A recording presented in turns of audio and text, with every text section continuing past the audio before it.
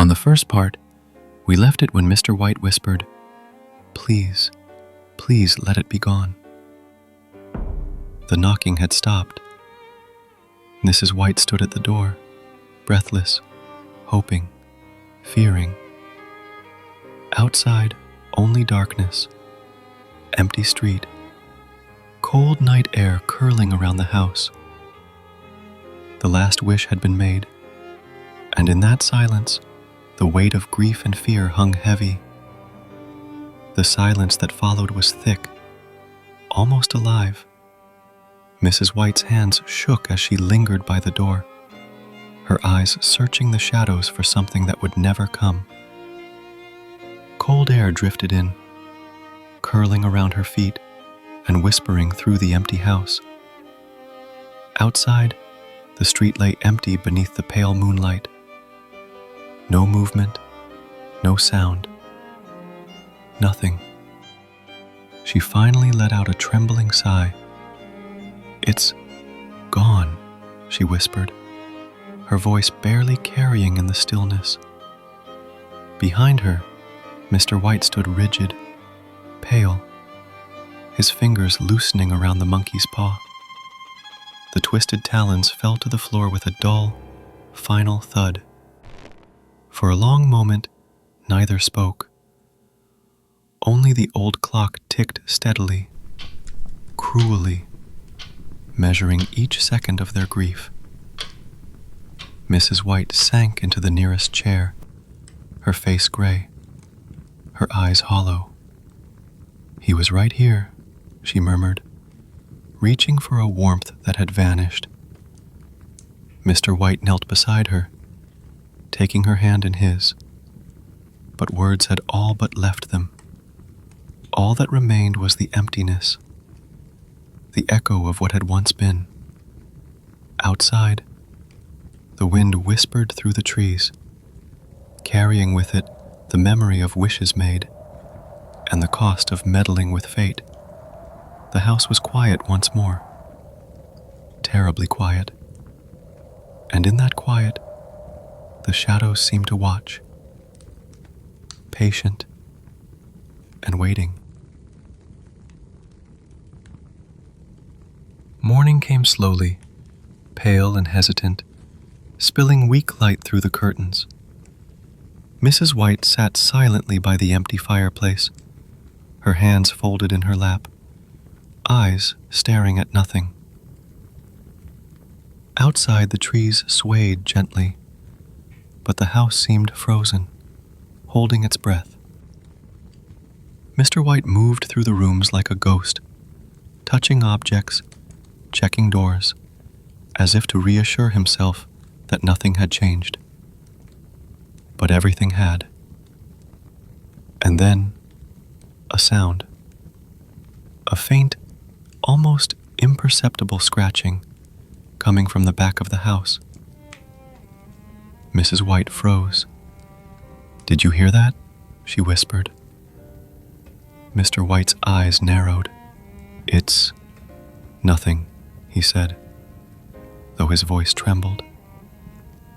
He looked down at the monkey's paw on the table, limp, lifeless, but somehow still unsettling.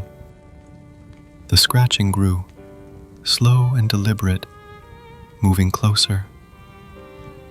Not from the door, not from the window, but from inside the walls themselves.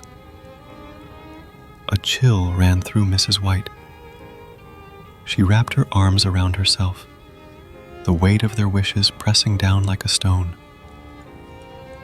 "Herbert," she breathed, almost hoping, almost afraid. The paw lay on the table, a silent reminder that some things should never be wished for, and some things never truly leave.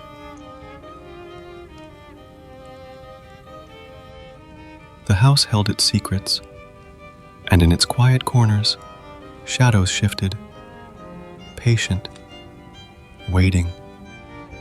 Night fell again. The sky outside was a deep, endless black, and the wind moaned softly against the windows. Mr. White sat alone by the table, staring at the spot where the monkey's paw had been. It was gone. He looked around, his heart pounding. "Mary?" he called softly. No answer. The floorboards creaked above him. Slow, uneven steps, moving from one end of the hall to the other. He rose to his feet, his breath trembling. "Mary?" he tried again, louder this time. The footsteps stopped. He waited, but the house gave no reply. Only the faint ticking of the clock echoed through the emptiness. Then, from upstairs, a whisper.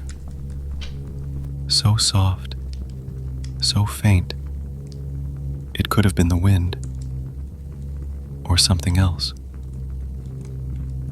"Herbert." Mr. White stumbled back, eyes wide.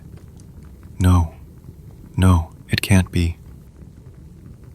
The sound came again, closer this time. The slow drag of something across the floorboards. He turned toward the staircase, frozen. A faint shape moved in the darkness above. Impossible to see, impossible to unsee. "Mary!" he shouted, his voice cracking. But only silence answered. The wind howled suddenly, slamming the door shut behind him. And in that darkness, the house seemed to breathe. Slow, cold, alive. The wishes had ended, but their consequences had only just begun.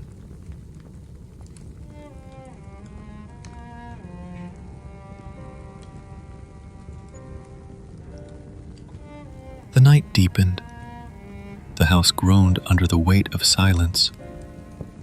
Mr. White stood at the bottom of the stairs, eyes locked on the shadow above. Something moved there, slow, uneven. He took a step forward. The wood creaked beneath his feet. "Mary," he whispered, "don't go near it." But she didn't answer. She was already halfway up, her trembling hands reaching toward the dark. "Herbert?" she called softly. "Is that you?" The air grew colder. Each breath hung like smoke in the dim light. Something shifted again, closer this time. A faint dragging sound, like a foot sliding across the floorboards. "Stop!" Mr. White shouted, racing up the stairs. "Stop, Mary, it's not him." But she reached the landing first, and there, in the flicker of candlelight, a shadow stood, tall, twisted, still. The candle trembled in her hand, her lips parted. A single tear slipped down her cheek. "Herbert." The figure took one step forward. The floor moaned beneath its weight. Mr. White lunged forward, grabbing her arm, pulling her back just as the candle fell and the flame died out.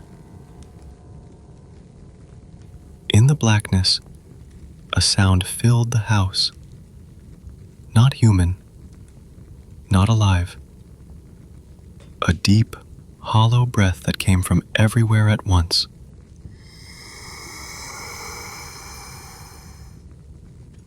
Then, nothing. When dawn came, the house was still. The door stood open. The wind moved gently through the rooms. The monkey's paw lay in the dust at the bottom of the stairs, curled tight, as if it had been used one last time. No one knows what became of the Whites, only that the house remained empty, And on cold nights, if you listen closely, you can still hear the knock.